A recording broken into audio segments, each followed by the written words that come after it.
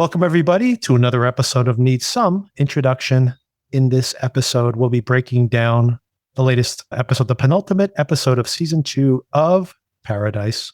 Joining me for all of these Paradise recap episodes is Darren. G'day there, Victor. Yeah, we're getting down to the end, aren't we? Last episode next week. Very exciting.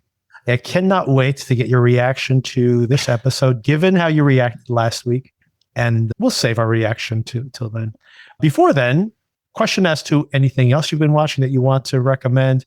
And of course, one thing that I know we definitely both watched, and a huge success story. You know, every single time they say that the movie business is dead and the Academy Awards just absolutely terrible ratings, one of the worst ever. I think the worst year since the pandemic. So truly terrible ratings this year. And you might say, well, people just don't care about going to movies anymore. And yet, right now in theaters, not only have we had a bunch of pretty successful films play out this year, even things like Send Help has made over $100 million. And that's coming out on video this week, by the way, for anybody who's been curious to see that. It's coming out on Tuesday. And maybe I'll set aside just a slew of things coming out this week. So I might set aside a moment to discuss some of those as well. But in movie theaters, we have a bunch of films that are not IP, the Pixar film Hoppers, which I saw, very entertaining, very great for the family. I don't know if you know anything about this, Darren, but I was completely blind on this film. Did not realize there was a sci-fi twist in this film. But if you haven't watched the trailer, I do recommend Going Cold. It's a lot of fun. It is very funny and it's making good money. And it is not based on a comic book or traditional high budget films we've seen recently.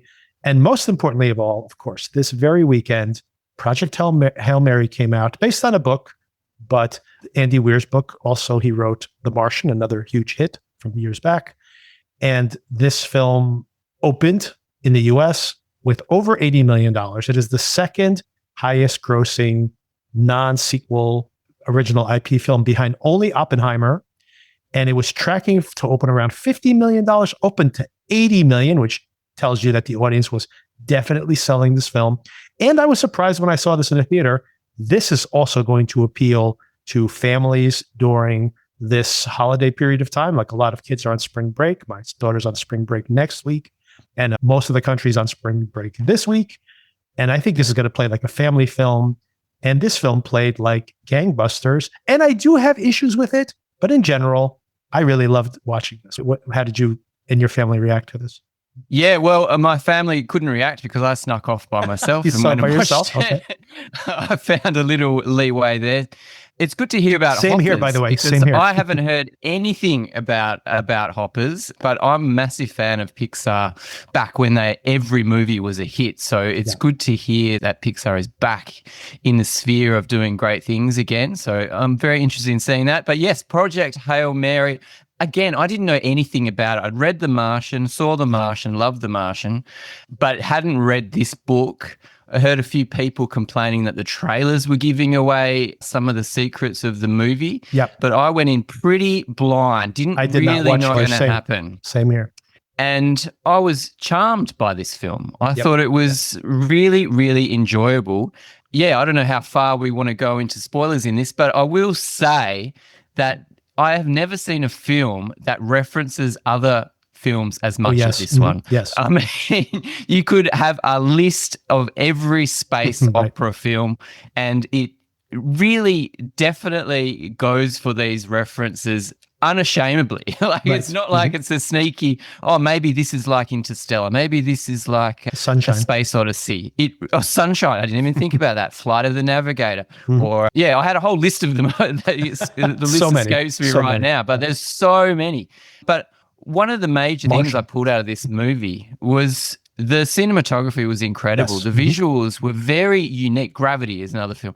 The visuals were really unique, even though it was drawing from other films of this genre. I thought it was really, really inventive, and that was part of the reason that I really enjoyed it. Apart from a major relationship between the character and another character, which is really the heart and the bulk of the whole story, which I was on board. If you're not on board with this relationship, the movie is a fail for you. But I was on board and I thought it was quite charming.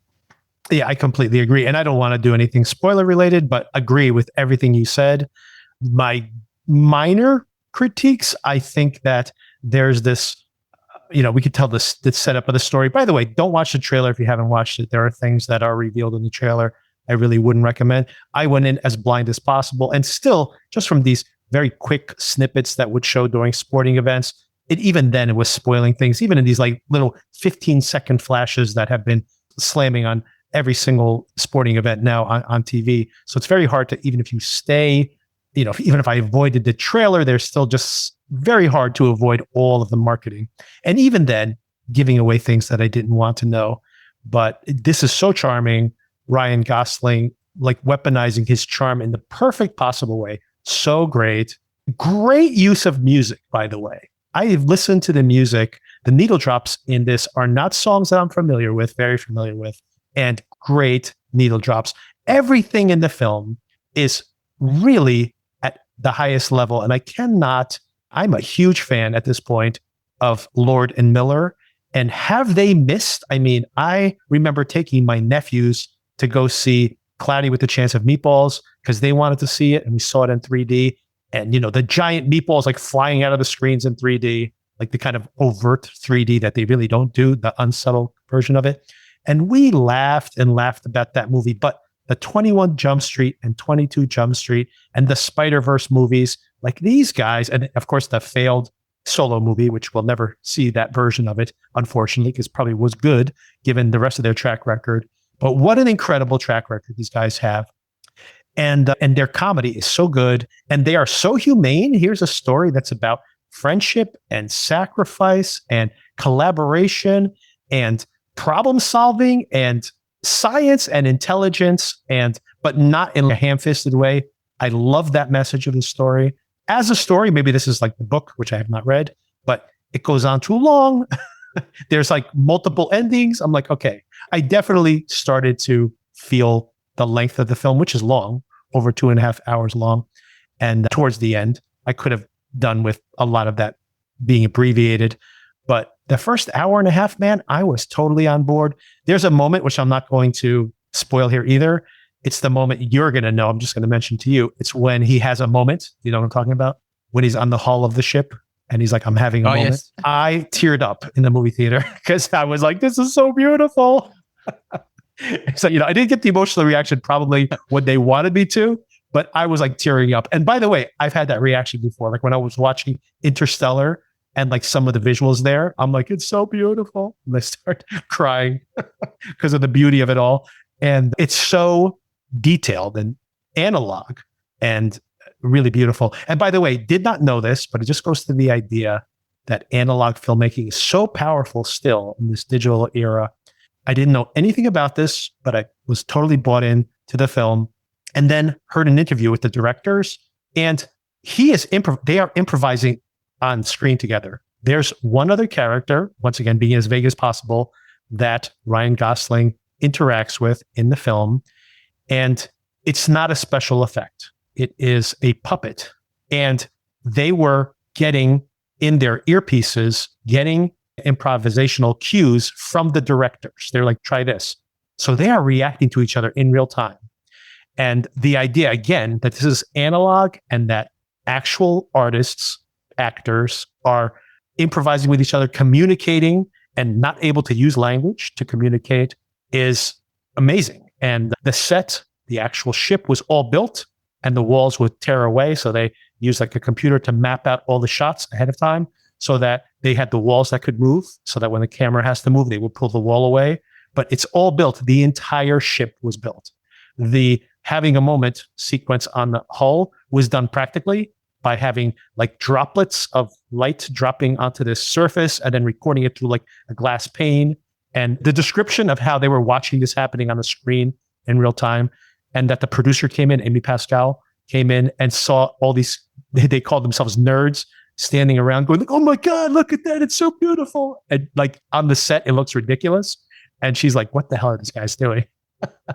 but it worked, man. This is an incredible piece of mostly analog filmmaking. And it really, and I'm telling you, you having real sets, having real people on gimbals floating through their version of space. You can tell the difference, man. This stuff does not feel like Marvel CGI. This feels like tactile, and you need that for this type of film, right? Totally. I couldn't agree more. The one thing that I did find out about this film before I went to see it was that there was special effects, not visual effects. And I was very excited. I mean, you mentioned the word puppet. I was very excited to see how they brought this to life. And it is insanely good. You could really tell that it's all handmade. It's not just visual effects. Like you mentioned, Marvel. I mean, there was no mush in this. It was all serving the story. It was all very beautiful. It's stunning that this movie cost $200 to $250 million. I don't know how they can do that. It's insane. But the way that the puppetry brings forth character is unlike anything that you could recreate in a computer. And it's so obvious and it's so touching.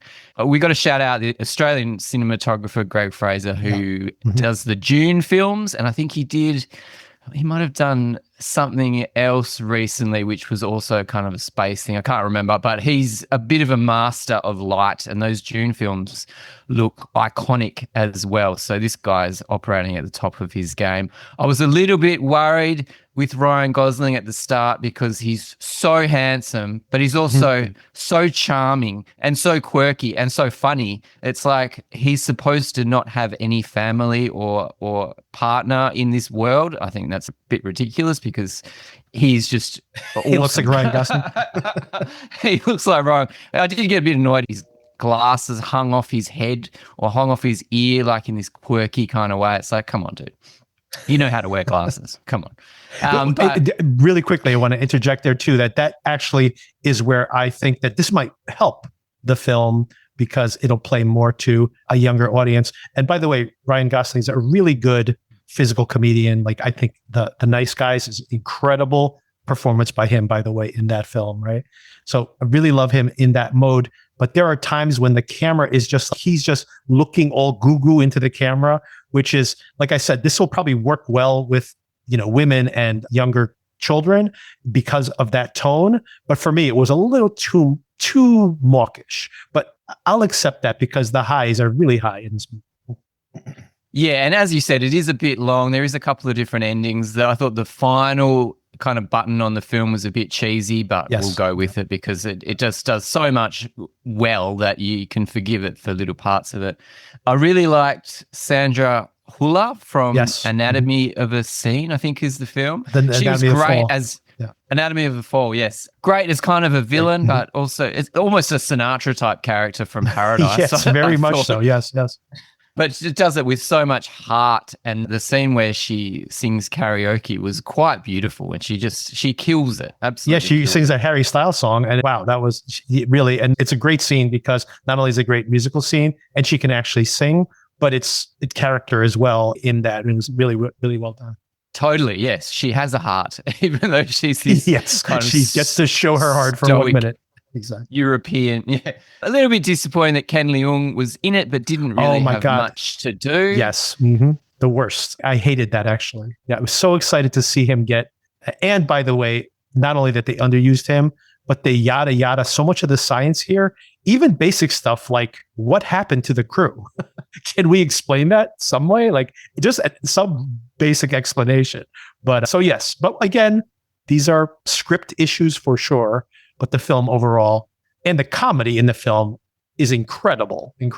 It's really funny, yeah. And I remember reading The Martian, it's all about problem solving. It's all about using the materials you have in this space kind of environment on Mars, and then you have to create batteries and you have to create food and all this stuff. It was a fascinating book, and I think the Ridley Scott movie of The Martian was really fascinating as well. This has got me wanting to read Project Hail Mary because it's such a great story. And you think about space, we've seen every space story, and we've probably seen aspects of this before, but the way that they execute it is it's so enjoyable and so joyful that I kind of didn't want to like it because it was trying to pull on your heartstrings, kind of pushing you this way, trying to make you care about this relationship, but ultimately you really do. I mean, it sells everything. I think it was great. By the way, I am a big fan of looking at a cinematographer's filmography for two reasons. One, the cinematographer is incredibly important to a movie. And second of all, that it really shows you the taste of the filmmakers that they choose to work together. Like they've been selected by that filmmaker. So the director, I should say, because they're all filmmakers, right? But so to that point, listen to this CV by your countrymate, Greg Fraser, Dune 2, The Batman, which I don't love The Batman, but the visuals are not the problem with that movie for sure. Rogue One, The Creator. Again, don't love The Creator, but no problem with the visuals on that movie. An astonishing looking film. Of course, this one, Zero Dark 30. Awesome. Killing Them Softly. Now, again, you have issues with that film. I think it's actually kind of not gotten its due, but again, an incredible looking film. So, and there's more. So, I mean, but what a CV Let this Me guy In has. as well. Let Me In, yeah, Let which Me is In, a great film, great looking film, and also very good film in general. Yeah, quite the career that guy's had. So he's going to get, I was about to say he's going to get a Academy Award nomination for this for sure. He's been nominated, I guess, for the Dunes, probably for Batman as well. So he's probably got quite a few nominations already. I'm pretty sure he won for one of the Dunes as well. He might have won. Yeah, it's possible. And his next film looks like it's one of the Beatles films with Sam Mendes directing. I'm worried about this. Okay, I'm going to leave. There's so many things coming out this week. I'm going to leave that for the end of the conversation if we have room for it. If not, we'll touch base next week. One thing, maybe I'll just shout out one thing out of this huge list of things that are coming out, because something you might want to sample, since we both like horror. There's a new series coming on Netflix, a binge coming on Thursday called Something Very Bad Is Going to Happen. Have you seen this? I haven't seen it, but I love the title. It's a great title. This is from the Duffer Brothers, from the Stranger Things brothers. That's right. Okay. And I think I've mentioned this to you, that this is the series that is about a wedding, and this woman is marrying into a family, and it's just they're going away for the weekend to have a wedding in the woods, in this very beatific wooded area. And it's not that, and maybe something overtly horrifying happens eventually, but the way the trailer shows it, it's just that everything kind of feels off. So it could just be all in her head, really. And I love this idea that the whole thing could just be like a psychological horror film. Although I think that they're probably pulling their punches. Something very weird is going to happen at some point. Something very bad is going to happen, to quote the title of the project. But very curious to this. It might not work. It might be terrible, but I'm very curious about this. And I like this as a follow-up to the Stranger Things, something that is very much not playing in the same arena, just trying to do like another 80s riff or more teen horror, very different feel, like going for a very hard psychological horror, so I'm very curious about this one. So maybe we can sample it and discuss it next week. Yeah, that sounds good. I mean, knowing that it's from the Duffer Brothers, I mean, everybody's going to watch it and have their 2 cents on it, aren't they? I mean, yeah, the one thing I didn't like about Stranger Things is the way that it was pulling so overtly from other films and TV shows of that era. So I wonder if they do the same thing here. Yeah, keen to sample it for sure. Yeah, we'll give our verdict next week. All right, let's talk about Paradise. Here we are, episode 7. What was the title of this one? I'm going to say it's the final countdown, just because. Oh, yes. Our covers are back. Of course. Yes. Not only, yes. I'm so excited, by the way. Yes. It was called the final countdown. As soon as I saw that title, I'm like, they better have the song in here. They don't have the song, but they do have the mellow cover, which is, of course, they're right on brand again, baby. Perfect.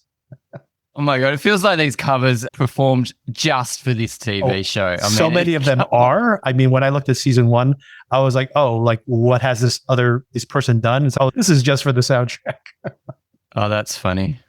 By the way, a lot of those just for the soundtrack covers for Pluribus, which I don't think I shouted that out enough when I was covering Pluribus here, but almost all the episodes had these covers, sometimes like in Spanish or Arabic, of like psychedelic music from the 60s. And some of those songs were known commodities. If you look at them on Spotify, they were on albums from a few years back. Some of them were exclusively for Pluribus, but those covers I thought were incredible. That was an incredible soundtrack. So definitely have to circle back and listen to some of that stuff again. Yeah, you're right. That's amazing. I do love when artists do covers just for the show. It's so fascinating the way they do them. I have found a Paradise Season 2 Hulu soundtrack playlist on Spotify. So I know you were looking for some. I was, week, so I'll have to send this to you. Yeah, do send it to me because I did not luck out. I mean, this is probably a couple of weeks ago, but do they also have the Elvis covers on that too, or is it just the? Yeah, they've got the Elvis. Yep, for sure. All right, nice. Well, very much want to see that.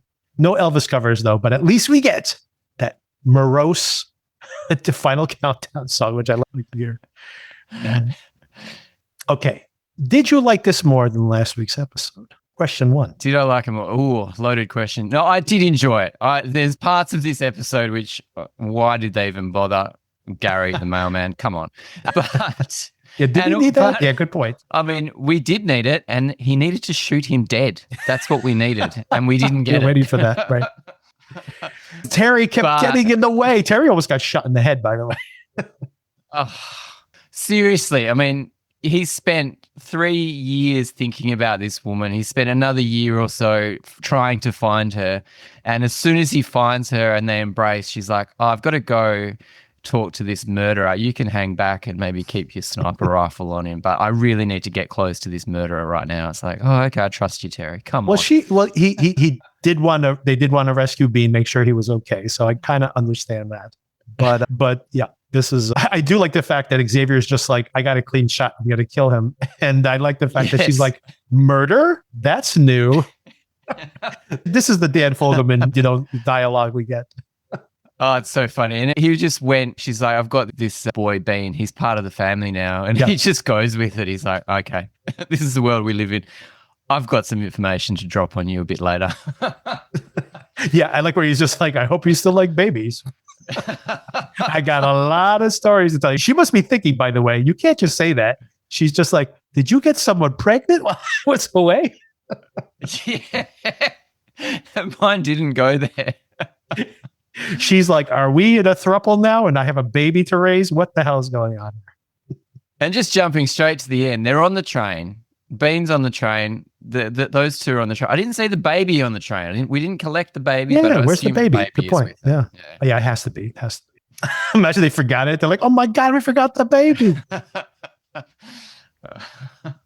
Now rewinding all the way to the beginning, it was very sweet to have the continuation from last week where he goes all born on them, as the other leader actually mentions, and doesn't get shot somehow because Terry again throws her body in front of a bullet.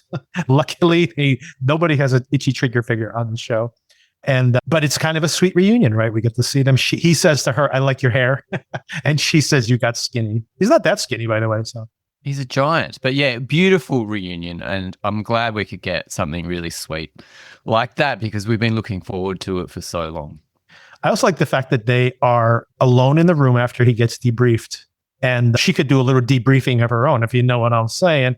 But instead, she's just like, make sure you guys keep it quiet in there, like, because of your reunion. And she's just like, we got to go save that kid. Like, they barely kiss before they're back on the road again.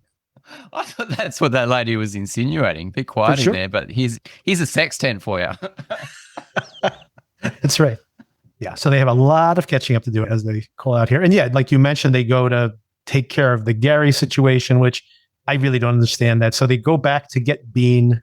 I don't even understand why they needed to drag this out. I guess the only explanation here, I think, is that we have mentioned multiple times that Dan Fogelman's version of The Walking Dead basically is like the opposite of The Walking Dead, where people are not just absolute monsters to each other and they humanize Gary, and Gary's not like some psychopath now.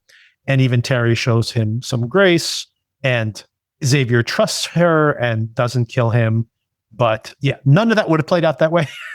But still, I take that point because honestly, it's the only purpose that serves, because you can imagine Bean could have run away from crazy Gary. They obviously wouldn't have killed him at the train line. They could have been together, and she could have been like, I knew Gary had flipped his lid. And we could just see Gary like crying by himself, alone back in, and that's more what would have happened. The idea of going back there and all that seems pretty crazy.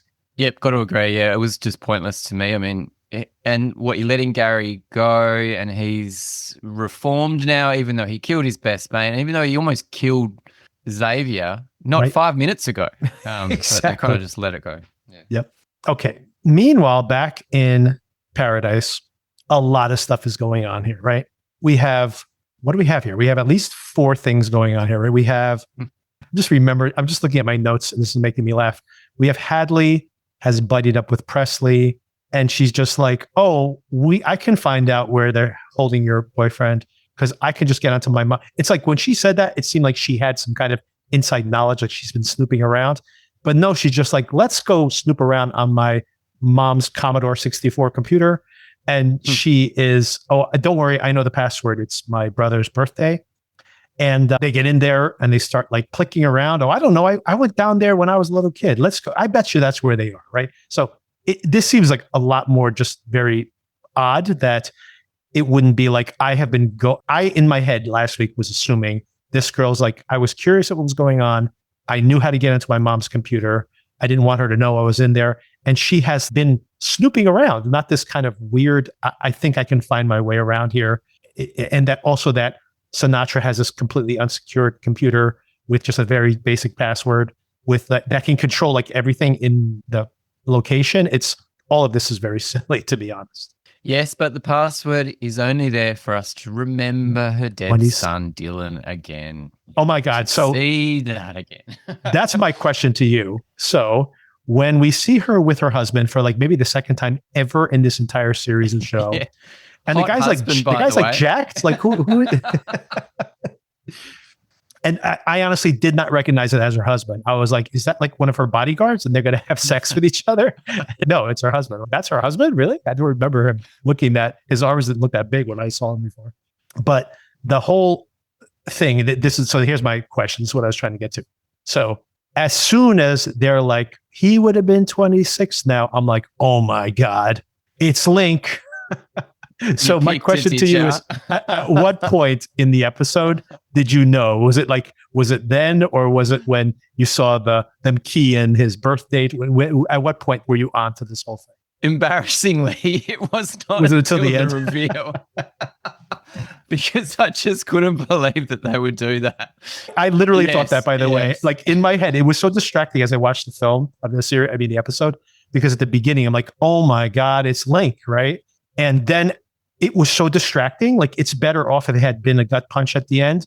Because the whole time I'm like, so was he bored? And then or is he from an alternate timeline? And does he remember? Did they fake his death and he remembers? I had so many questions the whole time. So it just distracted the whole rest of the episode. I was just trying to piece it together.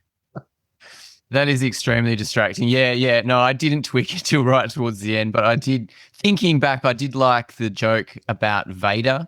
Yes. Lord Vader. Yeah, which must have been hilarious if you had known. Yeah, you're Vader, by the way. In this analogy, you're Vader. Oh, but also we see, related to all of this, a flashback again. Cool to have the flashback so we can see Cal, we see Marsden back in the show, walking around. They're showing him around. Here's how the system works. This is setting something up, of course, by the way. Of course, everything is a setup for something else. But I liked him walking around being like, you got to dumb this down. You got to dumb it down even more. And then they're like, cleans water, cleans air, makes air breathable. That makes so much sense. And they can do the tour so quickly. He dumbs it down like speed it up, right? Exactly. What do I need to know the details about? And then of course he's like, where's the clicky thing? Like the button that pushes that, which of course they're like, oh yes, we do have that. A clicky thing? This seems a little more complicated. You need a more complex, you need at least one of those Xbox controllers. Yeah. Great to have Marsden back.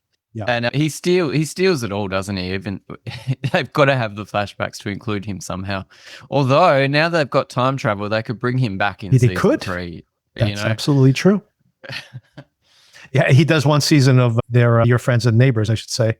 And then maybe he leaves that show. And then, like you said, okay, she can change the past. So maybe she changes it where Cal's still around. And of course, he's like a dum-dum here, but he makes maybe the most interesting observation here, which is like that all these great empires that collapsed did not collapse because they were weak and starved. They were very high on the horse. They're very full of their own, they were high on their own supply when things go bad, which I think maybe is what they're trying to illustrate here in the fact that they have all these redundancies, they have all these plans in place, which is perhaps the downfall of the very thing that they're trying to preserve. So he's not as dumb as he looks, basically. It was a good little speech, and it almost describes Sinatra's attitude to it all. Okay, so that's parallel 2. And then we have Robbie and Jane. So this is interesting. And I have so many questions about this whole situation. First of all, the fact that Robbie came right at Jane last week was insane, as we talked about. She's waking up in the middle of the night, freaked out that Jane might be in her apartment. And honestly, Jane could kill her at any time. And she even goes and puts her thumb in it again when she is in the board of directors meeting or whatever that council is. And is, no, she shouldn't go out. Jane shouldn't go back out. You need to have other people around you so it doesn't look like you're just so shorthanded. And Jane doesn't like any of that. And then, of course, Robbie goes to Sinatra to say, I think she wants to kill me. And Sinatra goes, no, you're fine. That girl doesn't do anything. She doesn't make a move unless I tell her to. But Jane has got plans of her own. And Sinatra saying that basically means that she just revealed that she killed the president. The vice president, yeah. the interim president. Acting president, yeah. Exactly, yeah. Yeah. And she calls her out on it. She goes, are you saying what I think you're saying? Pretty funny. Yeah, no, I wasn't as on board with this storyline either. Robbie peeking out her blinds at the street, looking to see if Jane's looking. And then we see Jane peeking out across the street from another house. And so she's biding her time for some reason to kill her. For some reason, she's waiting. I don't know why she couldn't do it straight away. Exactly. She could have killed her at right away. any moment. Right. And she's also like, I'm here to drive you. And she's like, oh, no, I'll drive myself or I'll walk, whatever. And all of this is very silly. Like you said, she could have easily just killed her at any time. Maybe she was waiting for the Sinatra reveal, but she took things in her own. Well, I guess she was actually sicked onto the vice president killing the VP or the acting president. So I guess she hasn't actually just killed of her own accord. So that would be a little bit different. So maybe Sinatra is right that she's only acted up until now, at least that she knows of. But so this didn't really work for me. No, do you think Sinatra did put her onto Robbie at the end of the episode? No, I don't think so. I think that I could be wrong about that, but I don't think so. We just see that moment where she gets humiliated or she reads it that way. And Sinatra goes, no, she's right. You need to step away. And then Jane is like tracking her. I like the little moving tracker that would have her name on it. I think we can figure this out, guys. We know what she's doing, okay? But she does underestimate Robbie and falls for the old the empty shower trick. I mean, come on, really. And she gets stabbed in the back. Now, do you think Jane is dead here? I mean, she needs to get a few more licks in, I think, to be sure that Jane is actually dead. It was one stab in the back. I mean, that could definitely kill you or definitely paralyze you. But definitely, yes. It's Jane. We just had a whole episode with her name on it. Do we really just get rid of her straight away? I can't see that happening, but... You say that, but they had an episode of Billy last season. They killed him the very next episode. So, I mean, it's possible. Oh, interesting. But you've got to do the finishing move on these villains, don't you? Yes, absolutely. Stab them once. You've got to, we just saw Scream. You got to shoot him in the head. Shoot him in the head, for sure. Absolutely. Pick up her gun and shoot her in the head. It's the only way. Yeah. And by the way, this whole thing is a little silly. I did like her stabbing her in the back. I don't like Jane as a character, so I actually want her to die here. And if you could rewind time, she can even come back if they really want to. But I do want her to be put aside. She's been kind of annoying. The way they've used her, I think the actress is fine. I just think the way they used her has been irritating here. But all the scene, because I'm already irritated, then like the stabbing in the back, and then she goes and like sits on her bed. I'm like, get out of there, finish her off, do something. Go, when you get a nap, this is crazy. Yeah, it's bizarre, but people have come back from worse in this show. I mean, Sinatra got shot in the neck or the heart, and she's come back. Yep. So, I don't have high hopes that Jane is gone for good. I know. She's going to wake up the next morning. But I mean, minimally, this is probably what's going to happen, that she'll get up later or check on her or tell Sinatra, and then she's gone because she's probably injured so badly. She's like Michael Myers. She needs to go like rehabilitate for a little bit. Yeah, she'll be fine. And then, of course, the whole situation with Alex outside. He wants to come inside. And some of this I really liked. Sinatra feels the sun for the first time. I like that moment where you see her hand. But then this weird thing where her hand is glitching, which I didn't like. But if she just kind of held her hand out and felt the sun, I would have liked that a little bit better. Well, yeah, I mean, does the glitching have to do with the time travel stuff? Possibly. But yeah, I would have liked it if it didn't glitch like that. But I thought that was meaning something else, because later on in that episode, when she's in bed with her husband, or was it earlier, she's glitching as well in bed. So yeah, I think there's something to do with that. But I did like that image of her hand in the sun. She gets a nosebleed too. So this is the fourth nosebleed I think we've seen. So again, my theory, which I haven't needed to bring up again because it hasn't happened since the third episode, I think. But we saw 4 people with nose. Oh, this is the fourth person you see with a nosebleed. Yeah. So again, my theory that this is like some kind of decision point or some kind of merge of alternate selves. So that's another decision point there where she discovers that, I'm kind of jumping ahead here through the whole conversation, but she discovers that Link is her son when one of his compatriots calls him Dylan. She's like, your name is Dylan? Which is weird too, that, in this alternate version of Dylan, that he would have the same name and the same birthday, or that he would know his birthday, because I don't know how he would know that, but I have so many questions. Like how this person could be alive in the same timeline. I guess they have a lot of explaining to do next week. Well, they seeded it all throughout, which I didn't pick up any of the seeds, and then they dropped it. And now we just have more and more questions of how, why, where. So he got a nosebleed just before Sinatra got her nosebleed. And then I think at the end, Xavier gets another nosebleed on the train as well, and he starts glitching too. So yes, I'd be really interested in finding out why these things happen, because one episode to go and there's just so many questions. Oh, and a couple of things I need to bring up. Of course, importantly, we got to dig into this scene some more, but I forgot to mention that Robbie has already gone to Sinatra. And again, I don't understand Robbie's way of operating here at all. She has a hidden microphone in the woman's home. She knows about Alex. She knows about Jane, and she goes up to Jane and is like, I know you're a serial killer.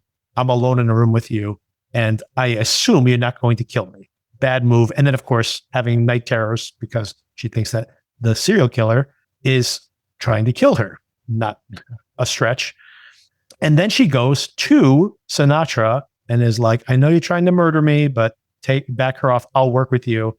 And Sinatra's like, okay, I won't kill you anymore. Let's work together again. And she's like, tell me about Alex. And Sinatra immediately is like, oh, maybe you are my kill list again. What is this woman doing? This is not the way. She's not a spy, let's say. She wants to tell everybody, maybe it's because she's a therapist. She wants to tell everybody everything that's going on with her, rather than being like, you got to keep that stuff under your hat until you dig around and get some evidence and bring in some co-conspirators. You don't just go up to the person who you suspect and being like, I know you killed that person. Whoa, why did I confront you when we were alone? Oh, bad idea. Yeah, I do wonder whether that character is there just to help the exposition a bit and to catch people up if they've been missing out on important points. But yeah, I'm with you. It's just bemusing the way that she's acting. And then, of course, importantly, that when Link talks to Sinatra, at first I thought that I was suspecting that he knew that he was her son because he knows about the Alex project. He invented the Alex technology, apparently, or at least was importantly had some grand part of it. He even kind of hints at that when she says, I'm not going to let you take away what I built. And he's like, you didn't build that, because of course we know from the flashback that he was working with this entanglement device with that same scientist who saved his life, that whole confrontation with Billy, or Billy did not shooting him in the flashback. So all of that is to say that I was like, oh, maybe he's used the device or he understands how it works. So he would maybe know who Sinatra was. And he's here to be like, guess what, mommy? You're my mom. But no, he seems to be totally ignorant to that. So this version of him has not worked with the Alex machine, but knows what it is. And of course, this is the second time Sinatra heard someone walk in and be like, I'm here for Alex. And she's like, how does everybody know about Alex? And yeah, there's some kind of Star Wars references in there, which were kind of fun. The other thing I have to ask you is, he wants to go onto the president's plane. Very much seems to be intentional. And then he wants one of those pens. What? And then he steals one. What the hell does the pen have to do with any of this? So many questions again. Maybe Carl's his dad. Maybe he's the president's son. Yeah, who? I don't know. I thought it was fun going on to Air Force One to have the little meeting. Yes. I thought that was great. Steal the pen. I just thought it was a fun little thing, but you're hinting that it's maybe something more, which with this show, anything is possible. But yeah, I'm still a bit embarrassed I didn't pick up any of these references until the son Dylan was dropped. But yeah, I like the character and I like the actor. I did think it was funny how he wanted the apple pie. He didn't think it was poisoned or anything. Mm-hmm. Yeah. Even though there was so many close-ups of this Yes. apple pie that I thought it must have been poisoned. Every time he puts it down and they pick it back up. And then that's what I was thinking. I'm like, oh my God, this is what I actually thought. Here's where I'm overthinking the twist, which you didn't pick up on. I'm overthinking it, where this is what I was predicting, very much more melodramatic, but not surprising given the show we're watching. I thought she had poisoned it and that he would be like dying on the floor and he would be like, Mom. And she would be like, oh my God. And then she would like run to Alex and have to rewind things. I'm like, oh my God, you have to, choose your own adventure to a different timeline because I just killed my son. Perfect. Of course, that could have happened. I would have preferred that, honestly. And that could have worked, but maybe, in this world, that those types of things don't happen. I did like that he just wanted to eat the apple pie because he wanted to be cool like Brad Pitt. And then he's like, is Brad Pitt in here? That was yeah, great. Exactly. But also, he is very observant. He's like, bring me a slice of apple pie. And he made the Brad Pitt reference, which was really fun and clever for sure. And one of my favorite things is when Brad Pitt is constantly eating in a movie. But the other thing that is, he actually explains something about you guys, you have real apples. So he's breaking down like the quality of the apple pie. It's not like some kind of frozen apple pie made out of some weird substitute that's been thought out. This was a made apple pie. So he knows the level of amenities they have there based on that, which I thought was a pretty clever reveal. That his understanding of it. Yeah, absolutely. And do you trust what he's wanting? So he's wanting one of these modular nuclear reactors to help his 10,000 people, that little village that he's got going. But I don't believe that for a second. No, I think she sees through that too. And he pretty much, I think it's pretty clear that what he actually wants. He gets like that grin on his face and he's like, I'm here for Alex. To destroy Alex or to use Alex to restart the world, or who knows? Well, he said he wants to kill Alex, was what he had actually said in an earlier episode. But now that could be what he's telling his followers, and he wants to use it for some other purpose. Who knows, right? Yes. And just thinking, so the baby that Xavier has possibly got on the train is Sinatra's grandchild. Grandchild, yep. Yeah. Okay. Well, that'll play into it somehow. And she never got to meet poor old Shailene Woodley, who was such a lovely character. Well, we never know. Everyone can come back from the dead now. Who knows? Yeah, true. Then it'll really be a zombie show, a different kind of zombie show. Before we get to the end, because there's a whole other subplot I have to dig into here that I forgot about, I did want to bring up a particular point that I forgot. Oh, I remember. Luckily, I remember. So he calls us out again in this episode, and we saw it in the flashback episode with Terry, where Terry's talking to the survivors. And they're like, I can't believe that this happened. And no less that we did this to ourselves. And then again, Link basically says that people like you are the ones who destroyed the world. And I'm like, wasn't this a caldera that exploded in the Antarctic? Why are people saying this is man-made? Are we supposed to believe like the ice sheet melted or something? And that's what caused the caldera?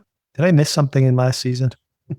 I thought it was completely environmental and that we did nothing to cause it. Yeah. But you could say that maybe our level of pollution and land use has caused the earth to heat and this to happen. But I thought it was going to happen anyway. Yeah, that's what I thought too. Yeah, but there's a couple of references here like that people did this to themselves. And I'm like, did we? I don't know. I mean, we might cause global warming. I mean, we are causing global warming. I'm like, we could cause truly catastrophic global warming. But in this particular case, I thought this, like you said, I thought this was just a giant volcano erupting. Well, how could we control that? Yeah, unless her time travel machine has caused other things to happen, or maybe this has caused this to happen. So a couple of things when we get to the end here. One is this thing I forgot to mention, of course, is that not only are Presley and Hadley, is that the name, are heading down towards the underground where the prison is held, that bottom floor that we saw them escaping yesterday. So Robinson and Cal's son, as well as the scientist, are all heading out. And we already had that very convenient that if you convince the machine that the oxygen is running out in the dome, that all the doors pop open. Which is not a great plan because, we'd said, what if there's a virus outside or some, what if there's nuclear winter outside and toxic air and nitrogen atmosphere, all things that we should probably consider before we just popping the doors open. But apparently that's the fail-safe for whatever reason. So they're heading towards each other. And the plan is to make this catastrophe happen. I should say to convince the machine that the oxygen is running out in the dome, and that'll force the doors open. And then there's a direct reference to this that the council is freaking out. Sinatra is not available to make a decision.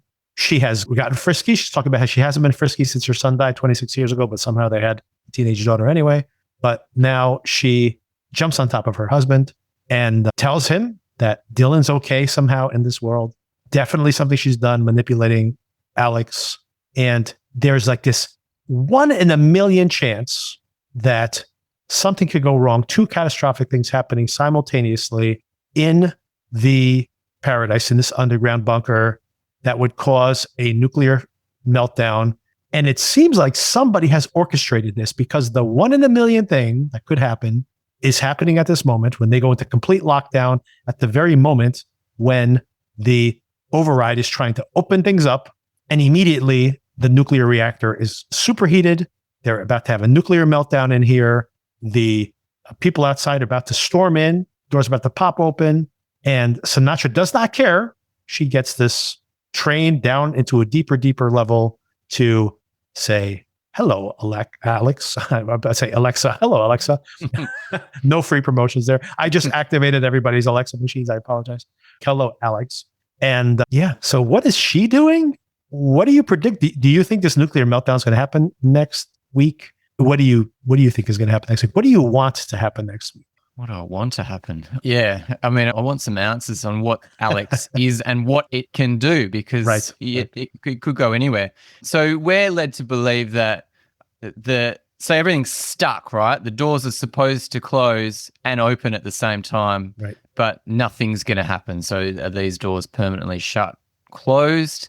That means that everybody else cannot storm in and free the people of paradise, and the people of paradise are going to all die from oxygen deprivation. I don't think that will happen, but I just would love to see what Alex looks like. It's a nice, beautiful light on Sinatra as she enters the machine or greets the machine or tries to do something. That's why I was thinking that the invention of Alex maybe caused the Caldera in Earth, and she did maybe destroy the world to create this other world, or who knows. Just to bring her son back.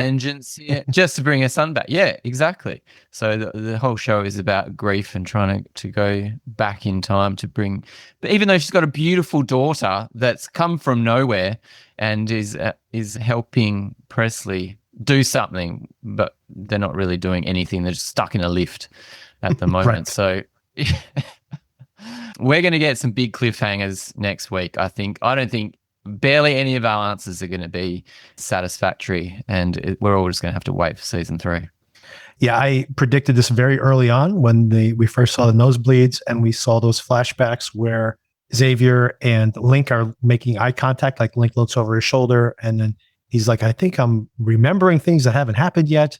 So first of all, they're on a train. Must be a pretty fast moving train if they're going to get there before this nuclear meltdown occurs, because I figure this is a relatively small window. Sinatra's probably going to be MIA because she is down trying to make something happen down in with the Alex the machine, because now she's gotten the results she wanted, but she's very close. But maybe the nuclear. But see, that's the thing is the nuclear meltdown seems like it needs to be occurring because they're literally saying that, well, the odds of this and this happening at the same time are infinitesimal. So it's as if someone has orchestrated this infinitesimal thing from happening to have a nuclear breakdown in meltdown, I should say, in paradise. I'm not sure if that's the case, but we do know that Link, and I would assume, maybe I'm wrong about this, by the way, it could be maybe next season, but I would assume at the end of this season, we have Link and Xavier heading down that tunnel to the Alex device, and somehow they are going to jump into another point in time. The people with the nosebleeds are time travelers of some kind, and maybe, and this would be very frustrating to be honest with you, maybe we're so close to getting this right, you now have to go back and make some tweaks, and then we'll get it right next time. But that would be very frustrating, I think, if that's the case. But then, Yes, hey, we have the very chance, right? interesting. You have Link. Think about the nosebleed moments.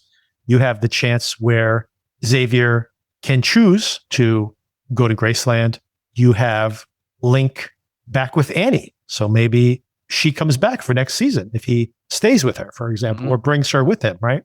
But yeah, there's opportunities there for things to change. So, and of course, Sinatra's in this loop for sure. We know that for sure. And there was a nosebleed to do with the car accident that let Terry go with Gary the mailman, wasn't there? I think there was. I think we speculated on that. I don't know if that was actually true. Okay. we might have overrode that. Yeah. But let's say it's true. Let's say that. So it's all working together to bring these people in the same place at the same time. But so Cal's big speech about the Roman Empire and everything happening together in this culmination, you could take that one of two ways, that yes, it is all happening together in the dome to the doom of all these people in paradise, or that Sinatra has to organize everything to the second for her to be able to create her great plan of what? Bringing her son back and being happy families again? Yeah, I'm not sure about that either.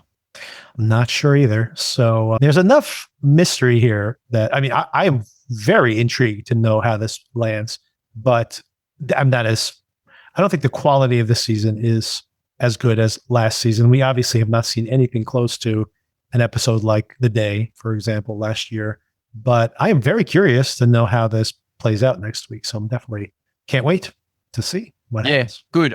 I'm very curious as well, but I'm a little apprehensive that it's not going to be satisfying and it's going to be a lot of hand wavy stuff, and that there's just going to be more questions like, hang on, how does that make sense? But hopefully that these guys know what they're doing, and yeah, it'll all come together next week for a fantastic finale. Let's hope.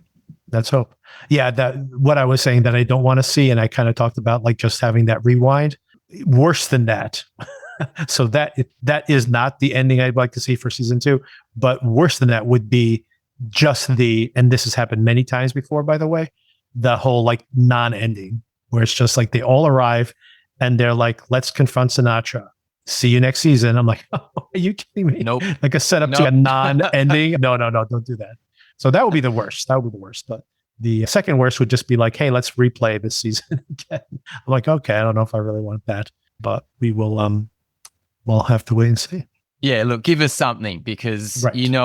I'm not a big fan at all of these finales that go, can't wait till next season. No, I want something that could be a complete finish for the whole series right next week. That's what I want. And then a bonus is the third season to go in deeper. But yeah, I'm a bit apprehensive, I've got to say, Victor. Yep. Yeah. My confidence not super high. Okay, a couple of things I wanted to shout out, that just kind of a viewer shout out for just upcoming events and things that you might have missed that you want to check out. One thing that came out on Netflix, I guess this is a big event if you are a huge fan of Peaky Blinders, but I gave up on Peaky Blinders in season 2. Did you watch all of Peaky Blinders by chance? I did not. I think I saw the pilot and went, wow, yeah, that's great, but didn't pull me in, no. Anyway, the movie, which played in theaters very briefly, is now on Netflix. And I assume it's a big deal because it was a very popular show back in the day. And so just a reminder, if you are a Peaky Blinders fan, I probably won't watch this movie. I might sample it to see just as a movie if it's watchable, if you haven't followed the series, because I quit after I didn't think I even finished season 2, maybe most of the way through season 2. The next question I have for you, Darren, is did you watch the Daredevil Born Again season 1? So this is the latest reboot of Daredevil, is that right? Yes. So yeah, I watched a few episodes and I thought it was fine for what it was, but it didn't grab me to watch all the episodes. But I thought it was interesting to see how they were trying to reboot it. Yeah.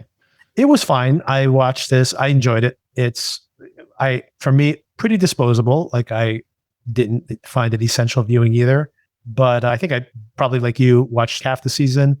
And then I did binge the last 3 or 4. It was a pretty short season. So I probably watched the last 3 or 4 episodes in one shot over a weekend or so. Anyway, I bring that all up because kind of, again, pretty quietly, there's so many things coming out that it's hard to keep track of it all. This Tuesday, season 2 of Daredevil comes back. So if you guys are fans, we have yet another season of that ramping up it's back. Week. Yep. Tell me, is the Punisher in this one? I think if you didn't see season 1, I would have to assume like he has to be in this one. He's in the new Spider-Man movie. Did you notice that in the trailer? That's why I brought this up, because I saw the trailer for the new Spider-Man Brand New Day or something. And the guy, I forget the actor's name, but he plays the Punisher again in this. Yeah. Barenthal, John Barenthal. John Barenthal, yes. I love seeing him. He's always such a strong screen presence. And to see him get his ass kicked by Spider-Man was funny. Yeah. And like I said, he gets a decent amount of screen time, maybe 2 episodes where he's in a lot of last season. But the way he wraps up last season, it seems like he's going to be a much bigger part of season 2. But maybe they were just setting him up for Spider-Man. So I could be wrong about that. Yeah, because the Daredevil, Matt Murdock, is in the Spider-Man world in the Marvel films as well, I think. So perhaps we'll see Daredevil in that movie too. Also this Tuesday, by the way, if you haven't seen Send Help yet, anybody, and wanted to see that, it's coming. This is in the US. Check your different markets for different dates. But Send Help, the Sam Raimi surprise hit from earlier this year, is coming home, and we've talked about it here in a podcast, both big fans of it. Surat is coming out, the Academy Award nominated Best Foreign Language Film. Very interesting film, pretty rough. It's a bit of a downer, but really, this is the one I recommended to you, Darren, because of the use of music in this rave out in the desert, which I thought you might appreciate. Yeah, and still haven't caught up with that, but yeah, super keen to catch up with that. I've heard differing opinions of this film, but yeah, I'm really keen to see it. It's very well made. I have issues with it as well. Some people think this is like a masterpiece. I have issues with it, but it's a good film, an interesting film, definitely one that you'd want to talk to someone about. So if you do, check it out. I thought, like I said, specifically for you, I think you would appreciate it. Oh, and lastly, this is a recommendation for anybody who, if this pertains to you. First of all, the movie, I've recommended it to you already, Darren. I thought it was coming out last week. For some reason, they bumped it this week. I'm sure I'm just going to announce it now, but I'm sure we'll dig into it when it becomes available to stream somewhere on Hulu or wherever it's going to end up on.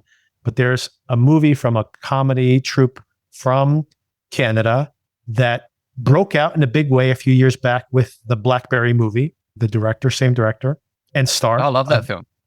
I didn't love that film, to be honest, but we could talk about that at some future point as well. But very well made.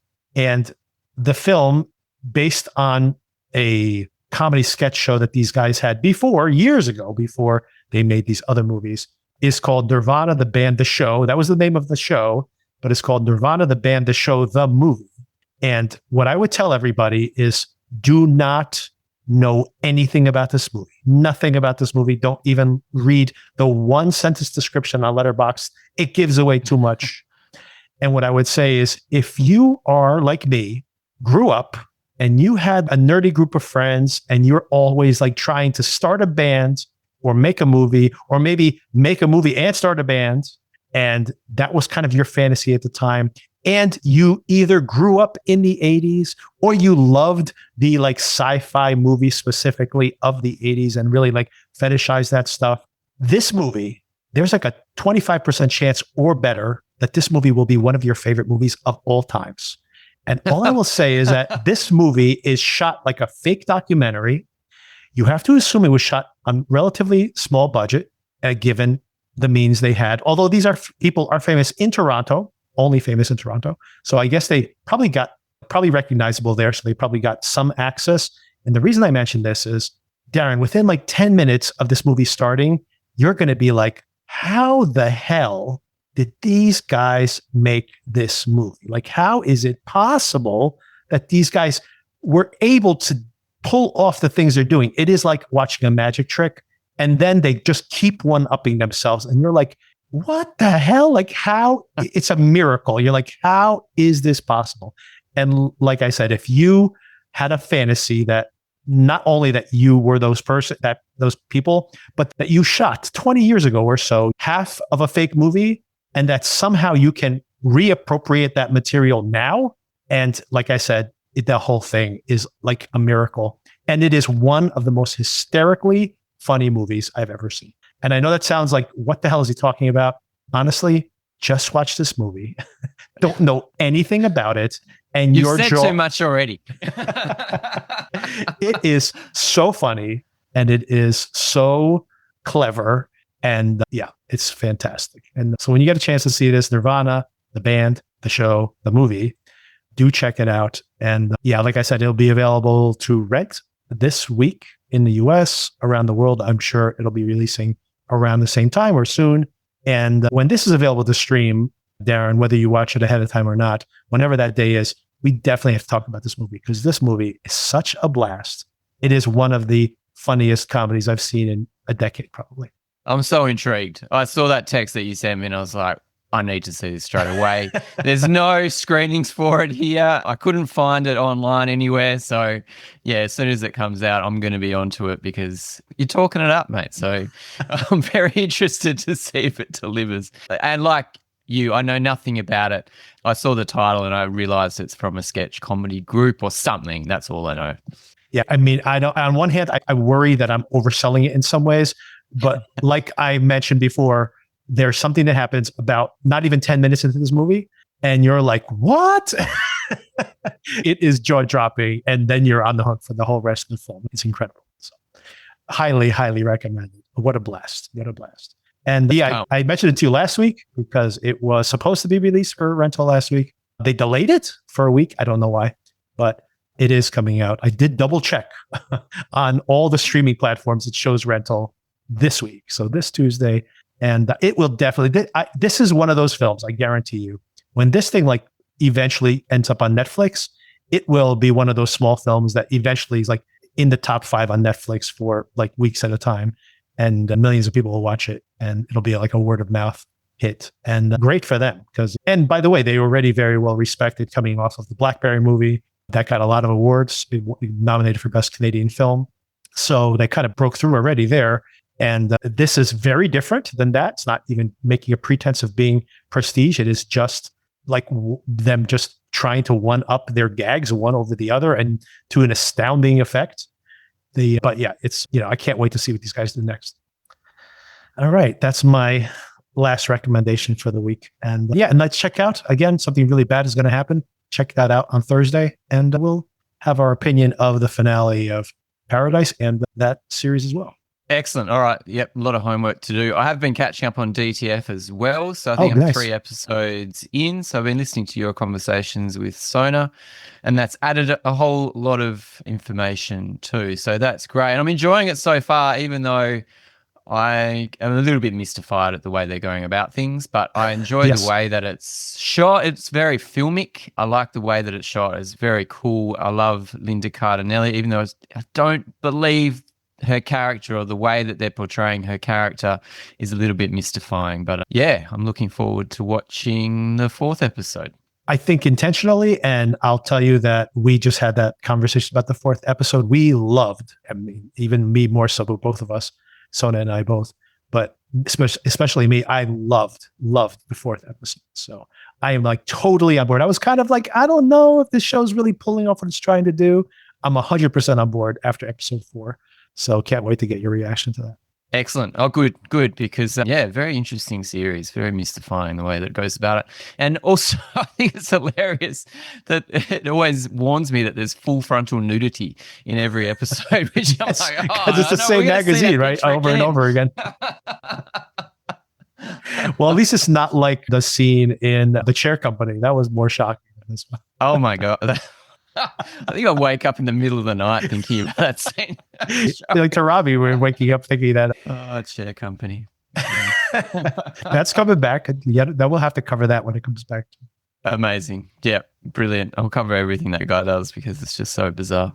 All right, Darren, thanks again for the conversation and so many things. Well, I'll probably have to have some separate segment where we just break down what's coming out in April. Just, it's incredible, the amount of stuff that's coming out, but we'll save that for another time. Epic. Just like your podcast every week, there's at least 3 coming out, 3 or 4. I know 6. it's too much. It's too much, right? Yeah. I don't know if people are getting sick of this or not. I mean, our downloads are going up, so maybe we just have to do one a day and we'll really break through. Really?